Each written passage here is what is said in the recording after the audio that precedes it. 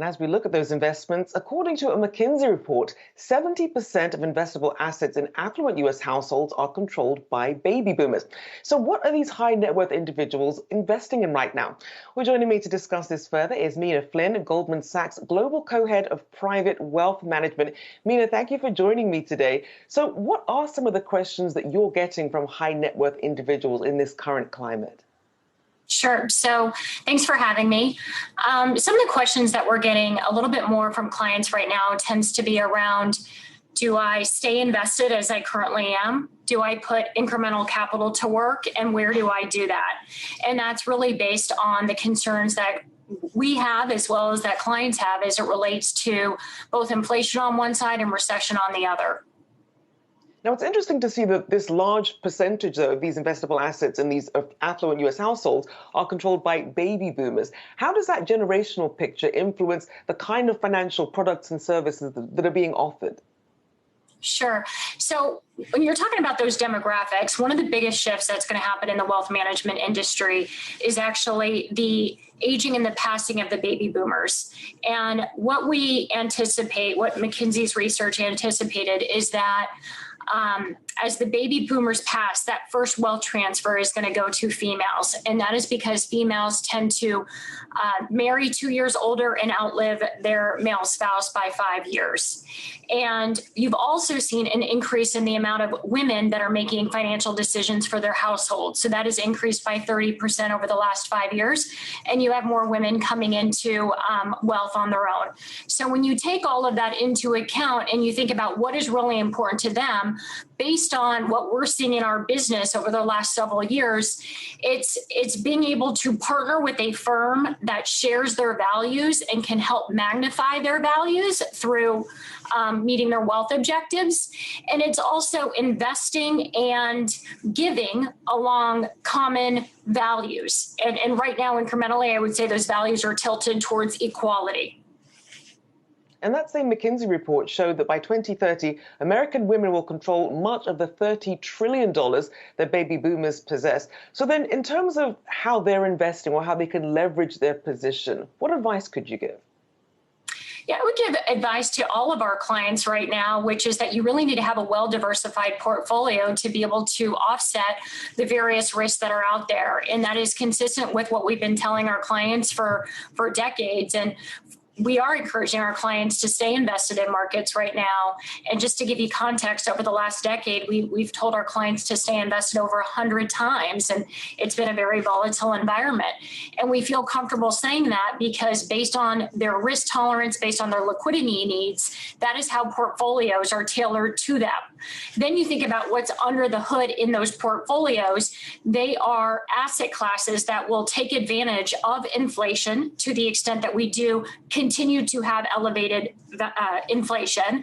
Things like public equities, like real estate, like alternative assets, bank loans that have floating exposure. So those are things that would protect a portfolio against inflation. And then on the recessionary side, we do recommend that our clients start adding more exposure into high-graded fixed income right now. And also within equities, continue to focus on value-oriented stocks relative to growth stocks. Our clients, their main objectives tends to be around wealth preservation and growing their wealth. Usually what really tends to be the biggest impairments to that is a permanent loss. And where does permanent loss comes from? It comes from inflation. It comes from taxes. It comes from being a forced seller at the wrong time. So having leverage and not being able to withstand the market movements, and nationalization of assets, which we do have a global business, and those are concerns of some of our global clients.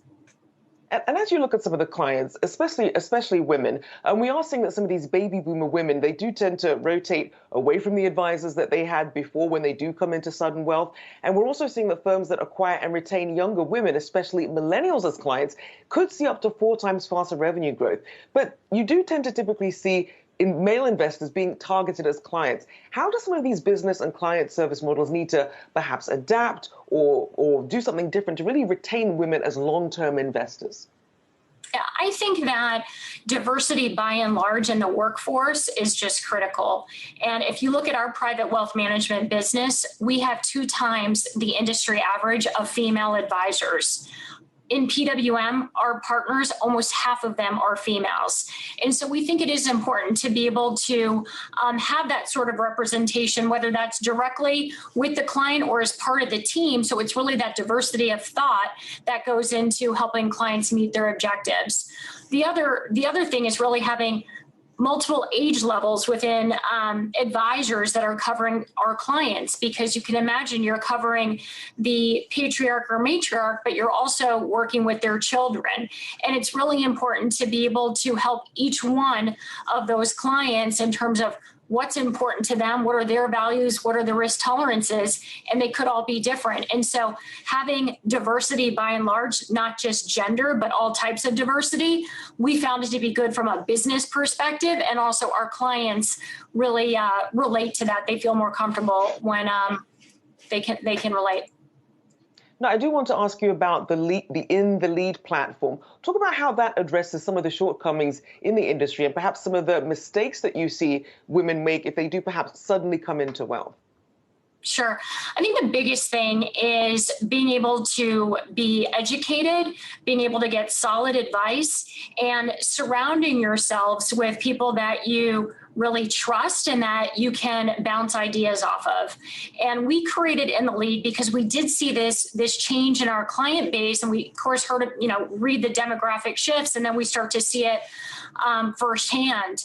And our platform is really geared to help women based on advice, content, and community. And I'll give you an example of that. We've hosted our first In the Lead event in the US and also in London earlier this month. And we convened 100 women at various heights of their fields, whether that's entrepreneurs, corporate executives, family founders, philanthropists, or those that represent the next generation of their family's wealth. So a very diverse group of individuals. And we covered items that were very topical to them. So things like cybersecurity, protecting their family, investing in NFTs, the geopolitical landscape. And that was outstanding. But the thing was really electrifying was getting all of these women together and having them bounce ideas and perspectives off of each other so that they can learn from each other. And what we found is that despite that they had all of these differences in how they made their wealth or their backgrounds, there were some commonalities.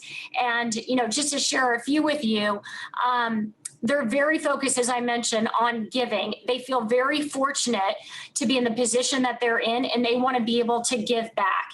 And they want to do that in the way that they are investing, as well as the way that they are doing that from a philanthropic perspective.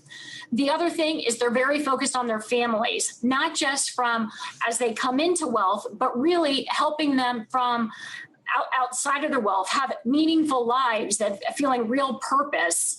And then the last thing, there was one line that I really loved from one of the individuals was, really get to be known by your first name, not your last name. And so that was some of the common themes and things that really stood out. Certainly that identity, having your own identity in that, very important. I do appreciate all your insights. Thank you for joining me today. Meena Flynn, Goldman Sachs Global Co-Head of Private Wealth Management. Thank you for your time today.